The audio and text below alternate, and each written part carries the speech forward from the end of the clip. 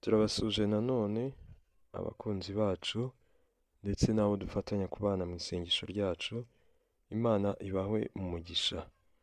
Uyu munsi tugiye dusenga kugira ngo Imana iguhishurire neza uko ukwiye kubaho, uko ukwiye kwitwara, kandi inaguhamiriza rwose ko igutsindishirije mu ntambara zose wari urimo, mu bibazo byose wanyuragamo, no mu bikugoye byose bitari bimwe byari biri mu ruhande rwawe.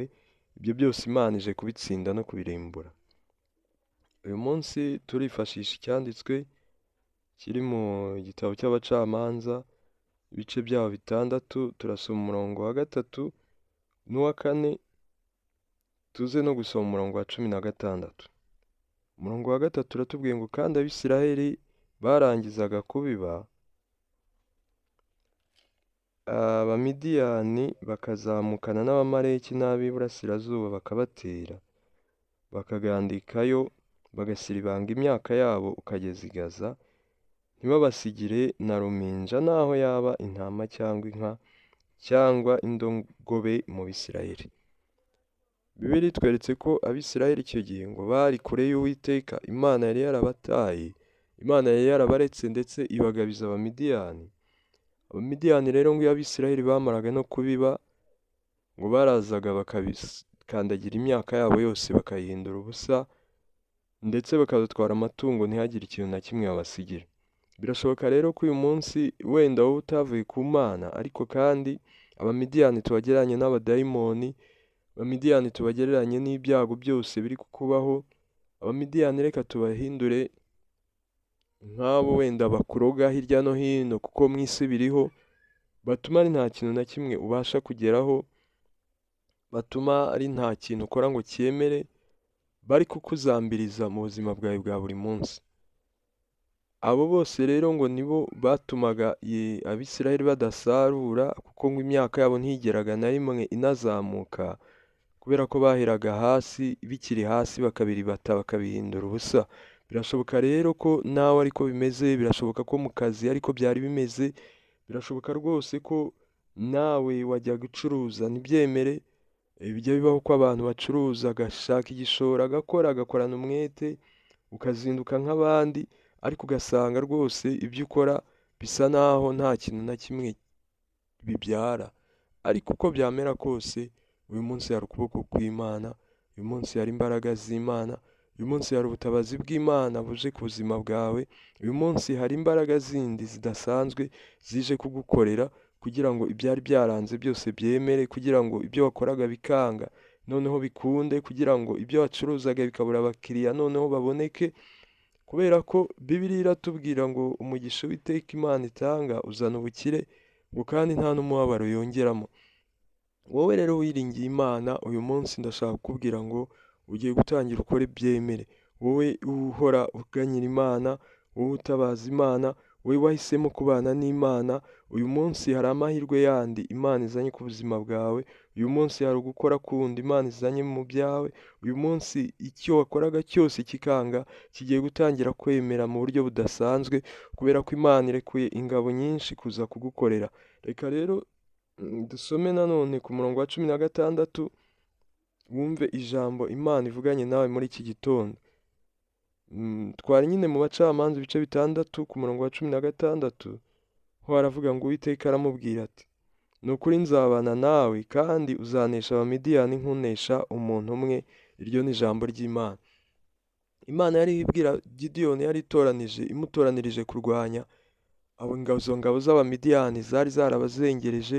Imutoranya we yitekereza nk'umunyembaraga nkeya, imutoranya we yitekereza nk'umuntu utabishobora, ariko ijambo ry'Imana ngo ni uko Imana iramubwira ngo wowe gusa ubyemere, kuko abo bose uzabanesha nk'unesha umuntu umwe.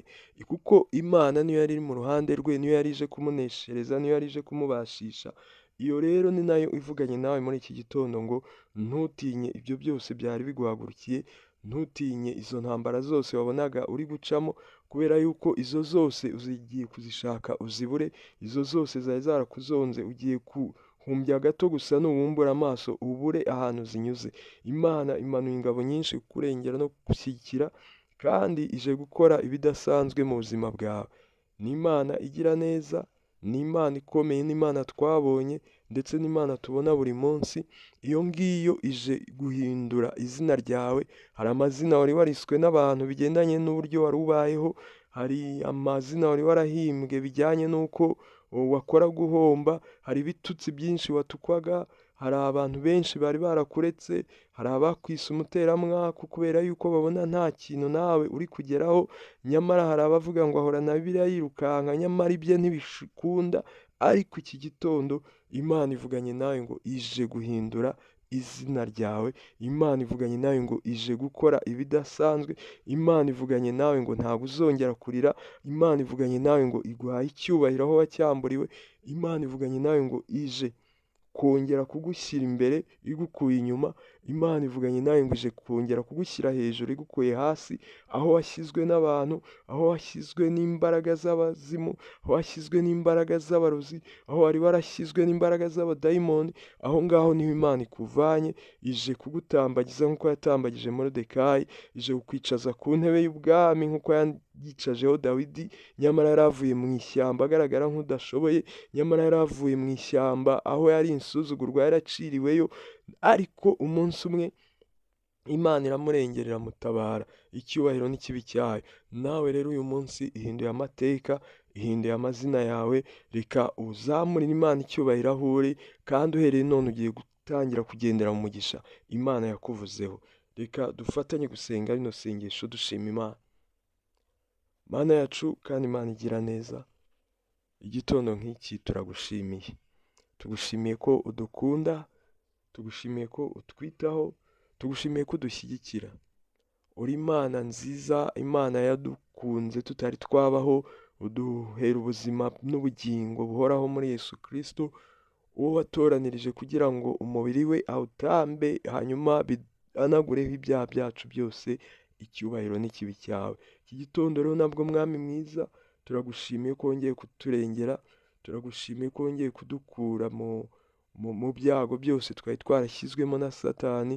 Tugushimiye ko wongeye kuturwanirira mu ntambara zadutsindaga. Tugushimiye ko wongeye kuduha ubwiza butandukanye n'ubwo twari dufite. Tugushimiye ko wongeye kuduhera ijambo aho twari twararyamburiwe. Tugushimiye ko wongeye gutuma ibyo dukora byose bigenda neza. Icyubahiro n'ikibi cyawe.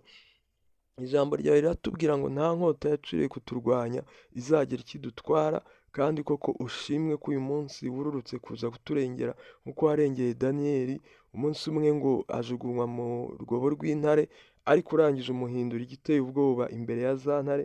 Intare zamureba zikabona ntago yarikika, nuko ararana nazo burinda bucya, ndetse kugeza ubwo yakuwe muri uwo mwobo ari amahoro, kubera ko wari wamanutse kumushyigikira. Izina ryawe nirihabwe icyubahiro. Tugushimiye rero ko natwe muri iki gitondo wohereje ingabo nyinshi z'abamarayika kuza gukora mu ruhande rwacu, wohereje ingabo nyinshi z'abamarayika kuza gutunganya ibyacu byari byaranze, wohereje ingabo nyinshi kongera kuzura imikorere yacu yari yarakandagiwe, yararibaswe n'abazimu, yari yararibaswe n'abadayimoni. Uhabwe icyubahiro Mana nziza ko wongeye kudushyigikira no kutuzamurira imibereho.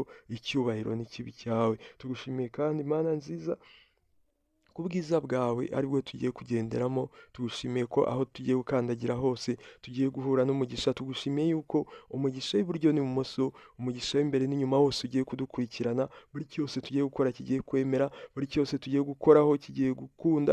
Ibyari byarumye bigiye gushibuka, ibyari byarafunzwe birafunguwe. Izina ryawe nirihabwe icyubahiro. Muri iki gitondo rero reka tuvuge ngo uri Imana yacu tutazigera tuvaho, kubera yuko nawe udahwema kudushyigikiza ineza yawe. Icyubahiro n'ikibi cyawe ni mu izina rya Yesu Kristo. Amen. Nshuti bakunzi bacu, iki gitondo nanone turanezerewe kubana namwe muri rino sengesho.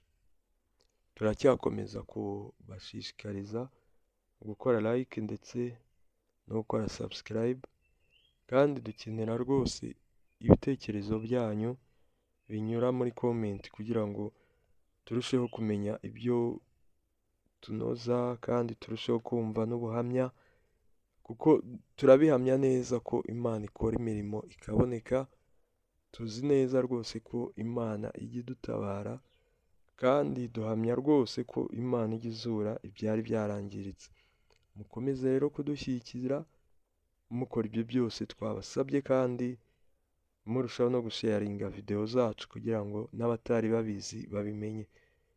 Imana ibahe umugisha kandi ihire iyi mirimo y'amaboko yanyu, ikomeze kubarindana n'abanyu, ibarindane n'abana banyu, abana banyu ibahe gukura neza, ibarinde kuba nk'urubyiruko rw'iki gihe, kubera ko mwebwe mwishingikirije Uwiteka ari we ushoboye byose. Ihe ubwenge abana banyu mu mashuri kandi bacire inzira